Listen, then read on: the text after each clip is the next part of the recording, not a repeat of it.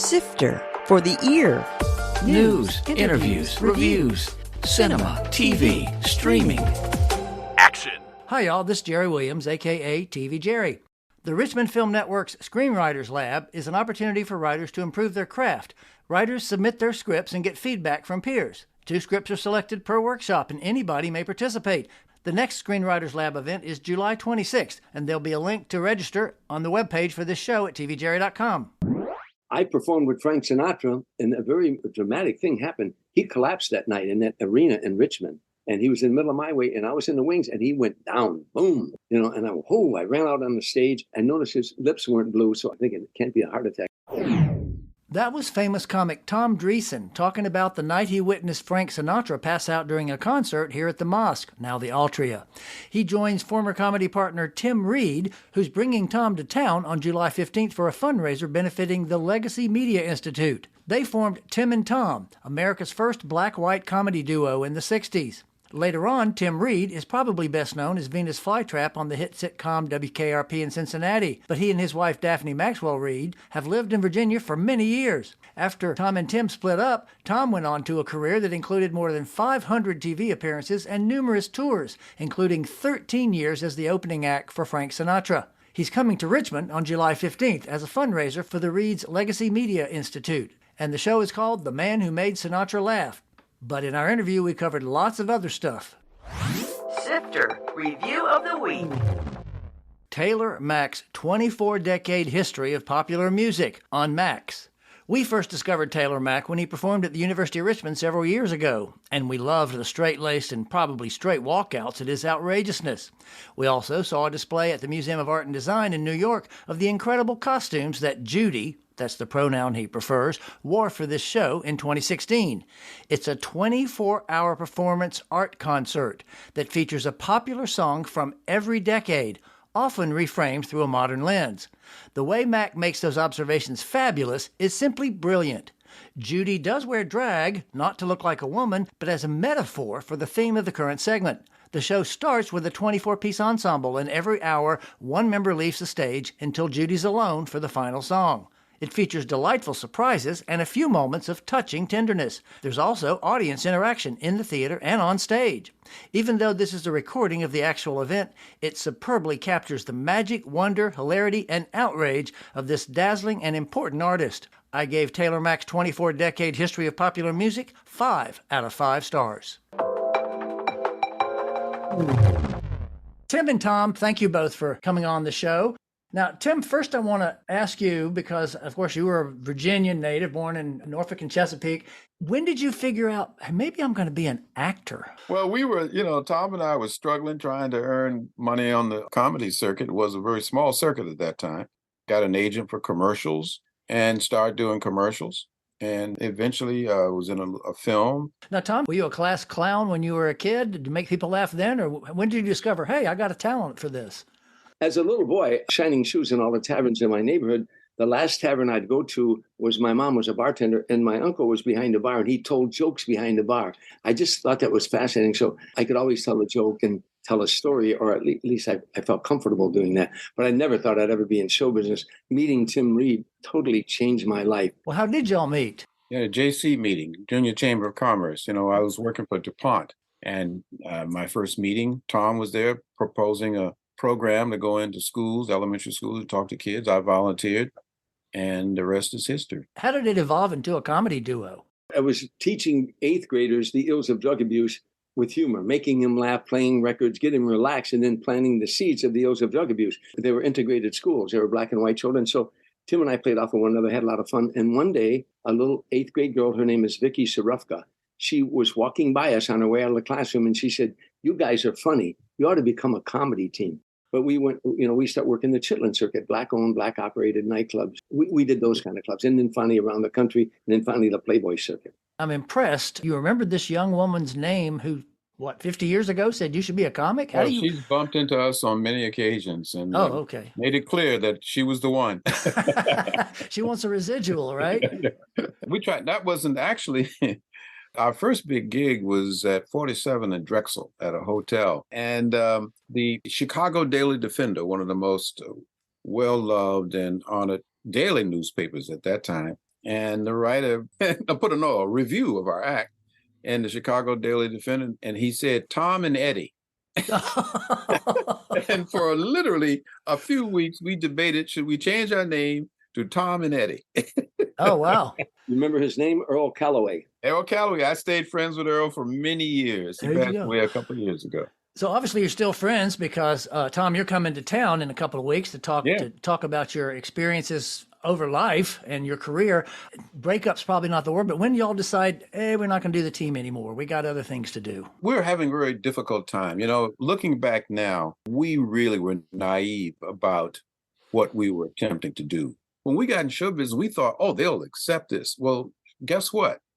Show business did not really accept us the way we thought. And they were very hard on us. And around the 5 years into it, it was getting very difficult. We were really way before America had the palate to even accept a black guy and a white guy on stage being funny and talking about race. It just wouldn't accept it. Well, it's not too late. Y'all could just join up and go for a new reunion tour. Boy, this tour now, we'd have to deal with woke and all that other stuff. Nah. And we'd have to hard carry make guns. Jokes. And we'd have to carry guns on stage. They saw our act. If these people out today saw what Tim and I did, we attacked every racial stereotype that white people thought about blacks, that black people thought about whites. That was fun on stage. You know, one of the things I'll treasure all my life, I can't tell you how many times after a show, a young black kid would come up and say, you know, I have a white friend I'd like to reach out to, but if I do, the brother's going to wear me out. But after watching you and Tim, I'm going to reach out to him. We were not preaching. We were just having a lot of fun on stage. And sometimes people got were angered by that, and we got attacked and poisoned, and you name it, it would happen. Surprise guest drop in. Hello. Hey, how you doing, Jay? I'm fantastic. So happy to be here. Footnote. Jay Jameson is a Richmonder who's now in Los Angeles on his third season as a writer for the CW hit Superman and Lois. I interviewed him last year, and I'll include a link to that podcast on the webpage for this show. Tom obviously doesn't know who you are, so Tim or Jay, y'all explain how you know each other. I mean, he was just a little kid, wanted to be in show business, wanted to be a filmmaker. And I said, okay, go back to school when you get out of I don't know, was it elementary school? I feel like I first met you when I was like young. Yeah. But then, you know, my most vivid memories were coming to the film camp. We put on a film camp because so many young filmmakers were coming to my studio. I had a studio at that time in Petersburg. Footnote. The studio that Tim and his wife Daphne Maxwell Reid built in Petersburg was called New Millennium Studios. It opened in 1997 and was the only black-owned film studio in America since the 30s. It was closed in 2015. And I put together a reality training program. And anyway, the program was very successful. And people like Jay have gone on and had great careers. We've had several members over the years, over 100 and something young people, emerging filmmakers. And we still do it. I'm getting ready to do it in St. Croix down in the Virgin Islands. Oh, cool. And I'll be going to Togo in Africa in November to do it. I just like doing it. I like meeting these young, they have skills. It's just that the reality of show business. And Jay jumped into it, stuck with it, and now look at him. He's a striking writer. Striking writer, yeah. So, Jay, what do you remember about those good old days? I'm sure you were there for a while. Yeah, I mean, I think the thing that for me was so amazing about that camp and that opportunity and meeting, you know, Tim and Daphne at that age was, you know, like growing up in Richmond, you don't view filmmaking as like a viable career, and being exposed to people who were filmmakers and not just that, filmmakers of color, where it's like, oh, like that is something that I could do. It made it seem like it wasn't, you know, impossible. I often refer to Tim and Daphne as my filmmaking godparents. And, you know, I'm working on a dream show right now where I was able to write for 3 seasons, direct an episode. And that spark was started in Petersburg, Virginia, like at New Millennium Studios, because I saw someone who did it. Yeah, so I'm immensely grateful. I'm happy to come on here and give Tim his flowers. And every time I've had a project and made the call where it's like, hey, Tim or Daphne, hey, can y'all come out and work a couple days? They've stepped up. Every time I've asked, and I'm so thankful and grateful for them. Thank you. That's wonderful. The Institute, Legacy Media Institute, now is into its, God, I don't know what year, maybe our 14th or 15th year. And it was thanks to Tom The Institute is putting on this show for Tom. We brought him here, and it's a fundraiser for the Institute. For many years, we did a fashion show. We did that over 6 years in a row. It just got to almost to be too big. And so we're going to do a small series of film premieres and things like bringing Tom and people like Tom to do one-man shows. Well, Jay, I wanted to thank you for jumping in. It was great to see you again. I want to hear more about when you got something to talk about on the podcast. Absolutely. I'll be happy to come back and chop it up with you. I didn't get a chance to say hello to you. I wish you all the success in the world. And like most people in our business, I'm going to leave you with this. My phone number is 818. Hey, no, I'll definitely get it. I'll get it. If you're out here in LA, I'd love to catch up and chop I'm in it LA. Are you in LA, Jay? I'm in LA, yeah. I try out new material every weekend at the Laugh Factory or at the Comedy Store. I'll make sure Tim gives you my number and call me if you want to come some weekend. I'll get you VIP'd in. That would be fantastic. I would love to. Thank you, Jay. Bye-bye. All righty. Bye. Tim, you've done lots of movies and TV shows, most famously, of course, as Venus Flytrap on WKRP in Cincinnati. Do you still get recognized? Amazingly, yeah. A lot of times more so now traveling, because these shows, they're like evergreen. They run all over the world. The craziest was I was in Ethiopia a few years back, and we were on this mountain to shoot down on a beautiful church in Lalibela. And a little kid came out of a hut, a real mud hut. And he walked out and he was wiping his eyes. And the only thing he had on was a Mickey Mouse T-shirt. And he walked out and he looked at me and I looked down at him and the sun was breaking and I'm in Africa. And I thought, man, I feel like Jungle Jim. I mean, I feel like I'm not. And he looked at me, he said, sister, sister. And I went, what? He said, sister, sister. I went, yeah, how do you recognize me? And they had the only television they would put on in the village was at a general store. At night electricity would come on with a generator. For about 2 hours each night during the week, they'd put it on. All the kids in the village would come and sit around on the ground and watch television. Wow. And they had just started showing Sister, Sister. Footnote. Sister, Sister was a TV comedy about two identical twins separated at birth, and Tim played one of the fathers. It ran from 1994 to 1999. I mean, 5 hours by plane from the nearest city. Wow. That's incredible. Tom, do you still get recognized from all those years you were on TV? What's interesting, I did 500 appearances on national television, 61 Tonight shows. I did over 50 on David Letterman. I hosted Letterman show. I toured with Smokey Robinson, Natalie Cole, Gladys Knight and the Pips, Mac Davis, Frankie Avalon, James Darren, on and on and on. And Sammy Davis Jr. I toured for 3 years and 14 years with Frank Sinatra as his opening act. This is what people say to me when they'll say, "You Tom Dreesen?" I'll say, "Yeah." They say, "Was Frank Sinatra in the Mafia?" That's all they wanted to know, huh? By the way, sometimes every now and then I'll get recognized from WKRP because I did one episode. Oh, wow. Yes. I was a reporter from an all-black magazine, and Tim, of course, was the only black guy in an all-white radio station. And it was a funny bit. But, yeah, it was. But I have to tell you something else. There are people back in Chicago. I'll go back there where Tim and I started out, and there were people way up in years now that say, "You came to our high school." Right. And they remember Tim and I coming there and performing there. Wow. And obviously, we've bandied around Daphne's name a few times, but she's not on the call. Footnote. Daphne Maxwell Reid has also had an illustrious career as an actor, most famously as Vivian Banks on the NBC sitcom Fresh Prince of Bel-Air. But you had an interesting meeting. Where did y'all first meet, Tim? Again, the universe works strangely, that's for sure. We met working when I was doing those odd little commercials and stuff. We worked on a commercial. I will never forget it. It was for Sears and was at the airport, Midway Airport. And she was working on it. I didn't know her. She didn't know me. Later on, we met somewhere else and we just talked. We were both married to other people and was just friends. And she invited me to a party or something at that. And that was it. And I didn't see her again for many years. And we bumped into each other through a mutual friend, put us together, and we've been together ever since. Great. But and by the way, we didn't find out that we were in that commercial, a strange situation, because that's the day the plane crashed at Midway. We were waiting for that particular plane. Oh, wow. We had shot all the interior stuff. We were going to shoot exterior of us getting off a plane. And that plane was the one that they had designated when it lands, it's going to stay there. So actors going to come out and go on and come down. Well, that plane crashed.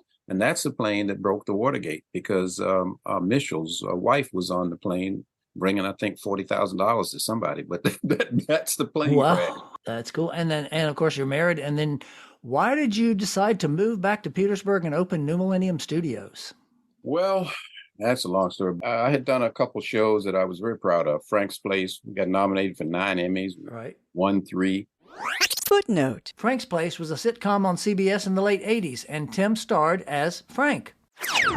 The negative energy around the business at that time was really getting to me.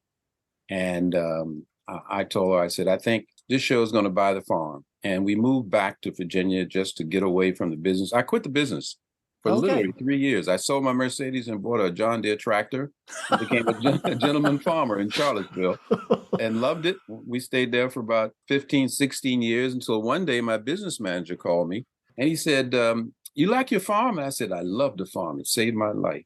He said, you really do? You want to keep it? I'm going, yeah. He said, well, you better get your butt out here and get back to work. Oh. And so I went back, did Sister, and took the money from that and decided to build a studio. Tom, let's pivot to you a minute. Now, I know, of course, you just listed all those appearances and all that stuff. What was the biggest surprise working on all these talk shows? There was no surprises. In 1975, wherever you went in America, people say, what do you do for a living? You say, I'm a stand-up comedian. The next question out of their mouth was, oh, yeah, have you ever been on Johnny Carson? If you hadn't been on Johnny Carson in the eyes of America, you just weren't a comedian. You might want to be one, you might going to be one, but his show launched like no other show. 28 million people watched that show. I got bumped 3 times when I finally got on. And Fred DeCordova, the producer, came in makeup and he said, I got bad news for you. I said, what? He said, you're going on tonight. You get a lump in your throat about the size of a grapefruit. You're behind that curtain and 28 million people watch that show. But not only that, all the Vegas buyers, managers, agents, everybody watched that show. And my mom had everybody back in Harvey, Illinois watching. So if I bomb, I couldn't even go back home. But Johnny Carson said the nicest thing before he brought me out. He said, we're back now. When he came back from commercial break, he said, we're back now.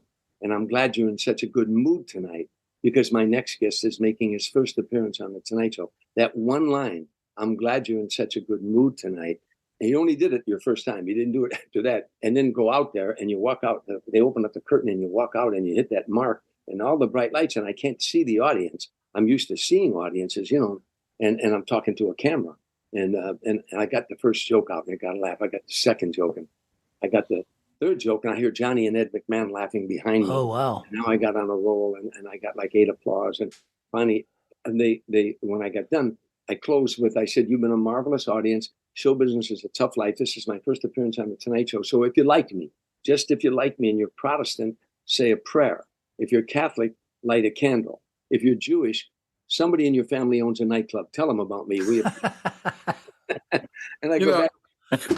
I got to add something to that because for anybody who's thinking about their dreams and sticking with them, sticking with our dreams, those are very difficult times for both of us. Tom, believe it or not, was sleeping in a car. Oh, wow. And I hadn't worked in almost a year, and we were split at that time. I'm watching him that night. I knew he was going on. I hadn't seen him for a while. And I was with someone, and she was certainly in my corner. So when he performed, when I say performed, as they say in our business, he killed. Right. He was very funny. And when it was over, now remember, we're split now, and I'm going, I knew his life was going to change as it did. So when it finished, she looked at me and I said, he was incredible. She said, oh, he wasn't that funny. I go, shut up. He was that funny. And the rest is history. He took off and our careers went in different ways. Do you remember that first joke that you told, Tom? I did something about how the stagehands were so friendly and hey, do a good show. And they hit me on the rear end and how football players do that all the time. Hit me on the rear end. And what if everybody did that? I can't remember, like you're at a picnic. Gee, grandma, great potato salad. And you hit her. I was something stupid like that. But Tim, in our book, Tim tells that story that he just told you. And he says that the next day he packed up his things and he went down the hill and went seriously into our business, into acting, where he excelled.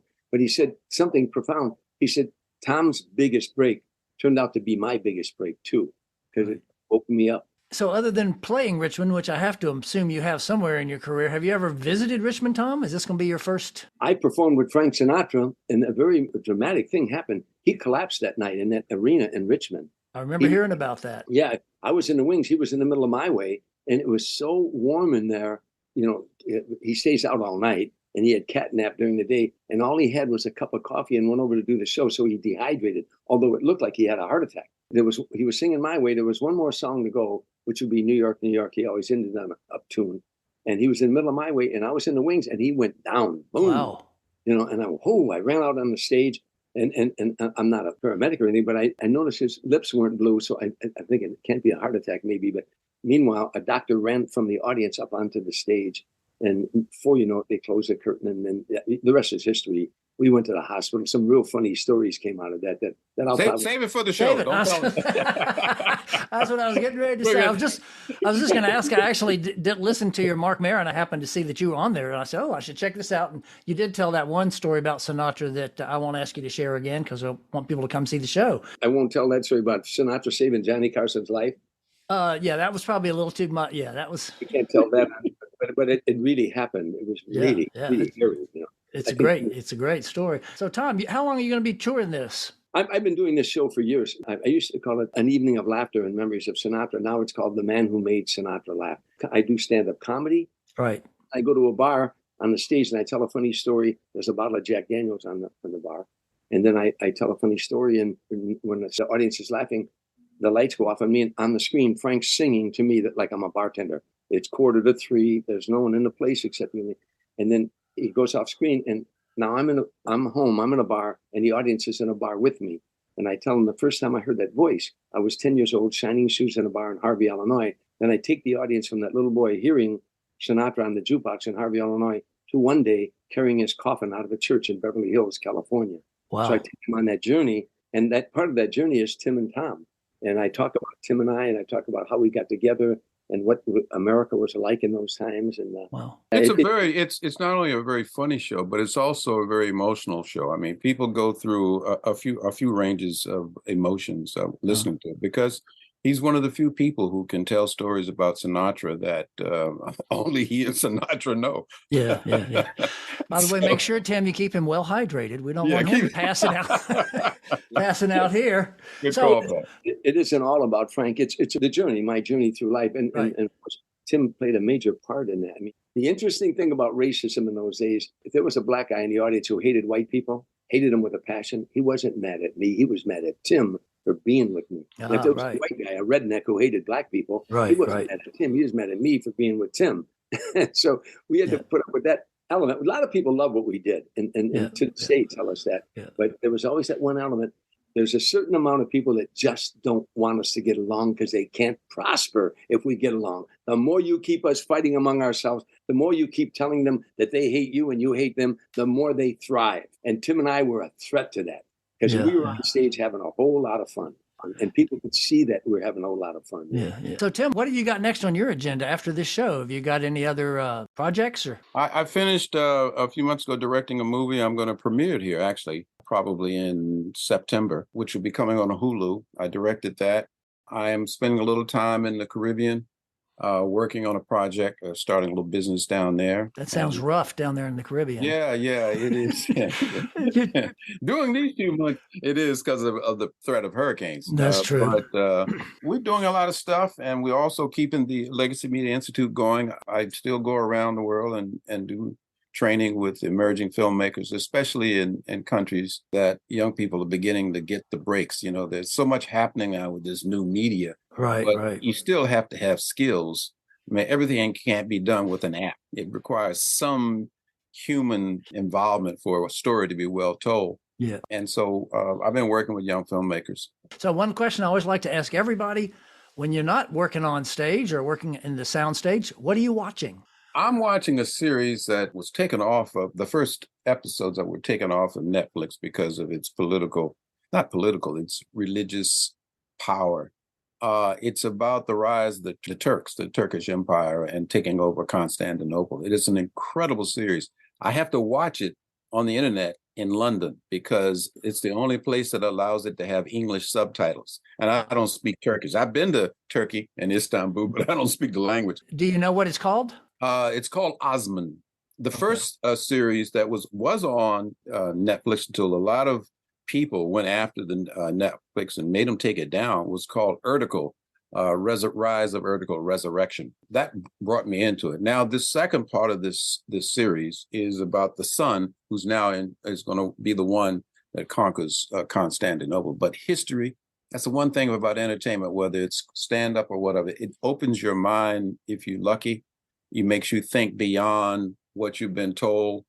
And so this series is an eye opener. I mean, it's a major production out of Turkey. I have to get a link on that. Tom, you get a chance to watch stuff? I watch Andy of Mayberry. I'm not that deep. And you're not that old either, huh? Well, gentlemen, I want to thank you both. I've got tickets to the show. I'm coming to see it. And actually, Tim, you might appreciate this. And actually, Tom, you'll appreciate this too. We wanted to bring some people with us. So we're bringing Scotty Wichman and Eva DeVirgilis. Do you know Scotty and Eva? Oh, wait a minute. Scotty's he's the one that does he? And he does this wonderful Frank Sinatra tribute called Let Me Be Frank. And so we're bringing them. I don't know if he'll get to meet you, but I met him at a forum when he was. Yeah, he interviewed John Lithgow. Let me translate what he just said. That Scotty's coming down and going to have a whole lot of material when he leaves that room. Good point. Good point. Well, it'll be interesting to see how he adjusts to that. Well, I want to thank you both, Tim and Tom. This has been delightful and a lot of fun, and I will look forward to seeing y'all on July 15th. All right. Thank you. Thank you for letting us talk about it. Come backstage and say hello. I'll try to do that. Thank you so much. That was Tim Reid, who most Richmonders will know from he and his wife's longtime presence in our production community. The other guest was Tom Dreesen, who's coming to town on July 15th with his comedy stand-up, The Man Who Made Sinatra Laugh. There's a link to the book about their comedy duo, Tim and Tom, An American Comedy in Black and White, as well as a link to get tickets for Tom's show on the webpage for the show at tvjerry.com. Coming soon. In theaters. Joyride, a buddy comedy with 4 Asian American friends who travel to China to help one of them find their mother. Insidious, The Red Door, the latest in this thriller series with Rose Byrne and Patrick Wilson. Biosphere, Sterling K. Brown and Mark Duplass play the last 2 men on Earth living in that titular space. The Lesson, a young writer takes a tutoring position at the estate of a famous author, played by Richard E. Grant. Our Deadly Vows, Chris Chalk wrote, directed, and stars as part of a couple who are moving to Spain, but not before a farewell party turns deadly. TV and streaming. Survival of the Thickest on Netflix. Comic Michelle Buteau plays a plus-size woman who tries to reboot her life after a breakup, based on her memoir.